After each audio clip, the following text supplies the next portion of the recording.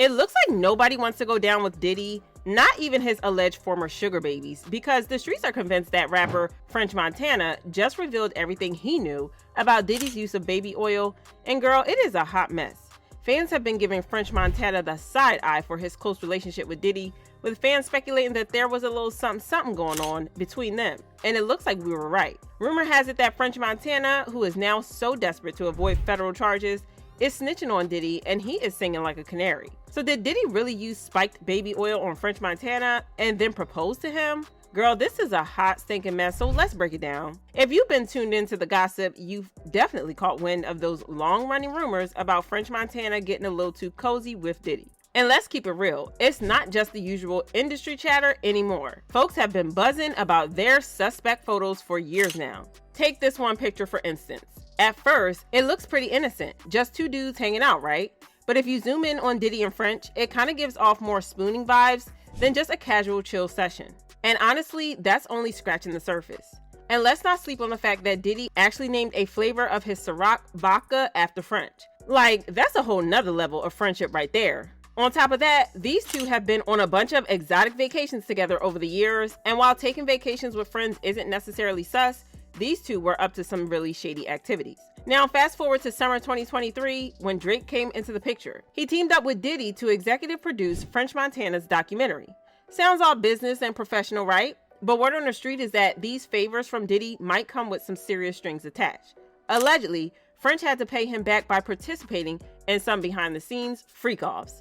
French Montana and Diddy's relationship has always been a bit sketchy, and it's no secret that they've been tight for years. Rumors have popped up time and again that they might be more than just friends. French has never held back from singing Diddy's praises for helping his career, but could it be that he's paying the price for that loyalty in ways we don't fully know about? What's the biggest thing, greatest thing you learned from Puff? Or the biggest thing, or the one you always go to? Honestly, nothing. Really? I just learned, I think the biggest thing is him giving me the opportunity to be next to him, to learn from him. Mm-hmm.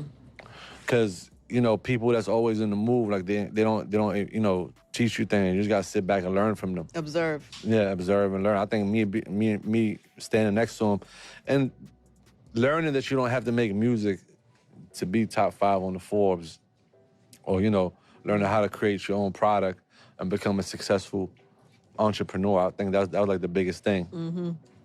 But as far as advice, I think, you know, we each learn different. I think I learned more from just being next to him and seeing him operate and things like that. Now let's rewind a bit for some context. French Montana, born Kareem Karbouch, hails from Casablanca, Morocco.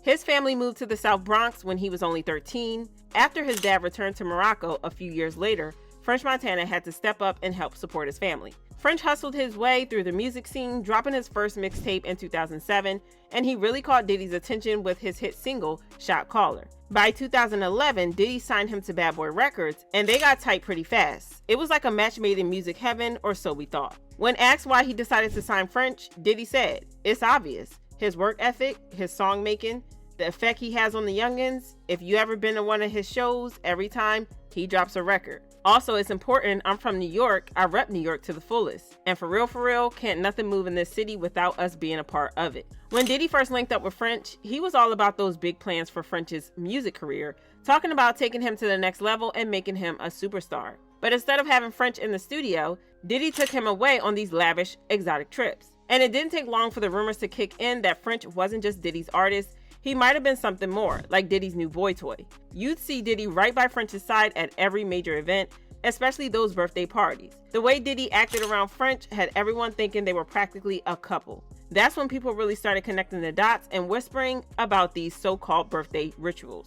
An old video recently made the rounds again of French Montana sitting shirtless at a table, looking like he just stepped out of a baby oil commercial. At the same time, Diddy serenaded him with the happy birthday song. Happy birthday, dear French.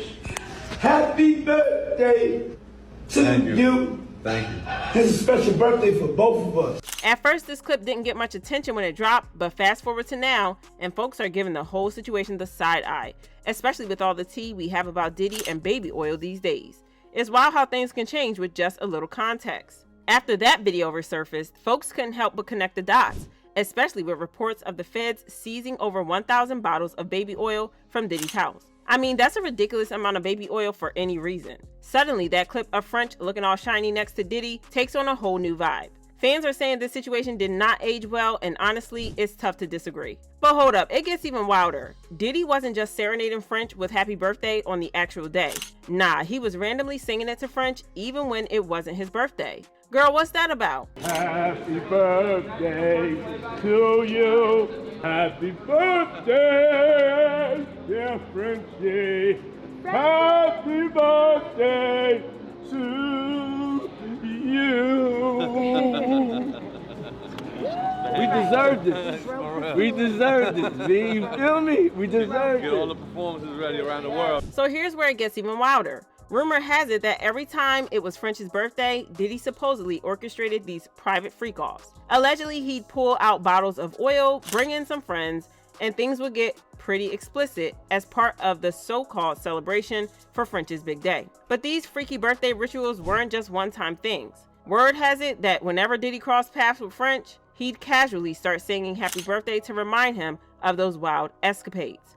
It felt like a power play to let French Montana know he hadn't forgotten about their past. And it gets even worse from here. Rumors are swirling that Diddy kept French under his thumb by having some serious dirt on him.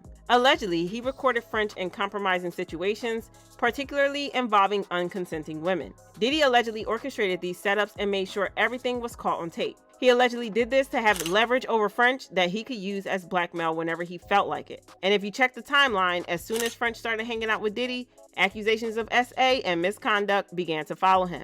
Over time, multiple women came forward accusing French of SA and various forms of misconduct. Let's rewind to one of the most serious allegations. In March 2020, French was slapped with a lawsuit claiming he'd SA'd an incapacitated woman at his former home in Hidden Hills, California. According to the woman's lawsuit, French and one of his unnamed associates invited her to the studio where they allegedly supplied her with substances and alcohol before the assault. The details are pretty disturbing, and they definitely remind us of what many of Diddy's accusers have described in their lawsuits. The lawsuit reads, defendants were mixing and serving drinks to the plaintiff and the other women who came with her. Defendants controlled the drinks, providing excessive drinks and making sure the women were drinking. Defendants also were themselves drinking and using drugs. And as French got tighter with Diddy, the serious allegations began to pile up. One of the most troubling stories involved a woman who said she was a teenager when French allegedly trapped her and tried to SA her at a dinner party hosted by rapper Belly. And that's just one among many accusations against him.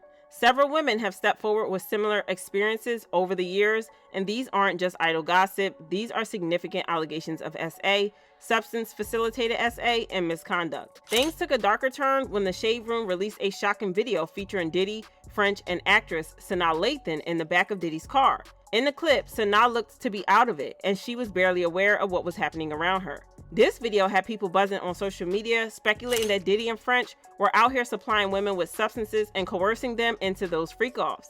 The whole thing raised a lot of eyebrows and stirred up serious concerns. But despite all the accusations, French and Diddy only seemed to get tighter. However, it looks like French is now in full panic mode after the feds came knocking because he was quick to distance himself from Diddy. This is me leaving Bad Boy and Epic.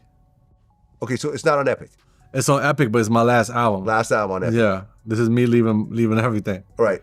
This is me becoming a free agent. Right. Did you and Puff part on good terms, or? Yeah, great terms. Because you fulfilled everything. And... Yeah, I fulfilled everything. Right. I made sure everybody got their money. I made sure Rose got his money. I made sure Puff got his money. Made sure Epic got their money. Yeah. Epic's still making money. You know what I'm saying? Everybody brushed shoulders with making money. Right. You know what I'm saying? And had a chance to have a great time. You know what I'm saying? And when people say bad boy curse, you're the exception of that. I'm blessed on a different level. I came from Africa. I made it out the jungle. Fans aren't exactly shocked by this, and they commented, "You can't say Diddy don't come off sus AF. And look how uncomfortable he got French. Boy is blinking twice for help. The way you think Meek Mill is sus with Diddy is the way I see French Montana. He was always with Diddy. And used to wonder why French Montana made that song that goes like, hope you don't get famous. Now I know why. Mans was seeing the stuff Diddy was doing on the youngins. Anywho, y'all drop your thoughts in the comments, then check out this next video."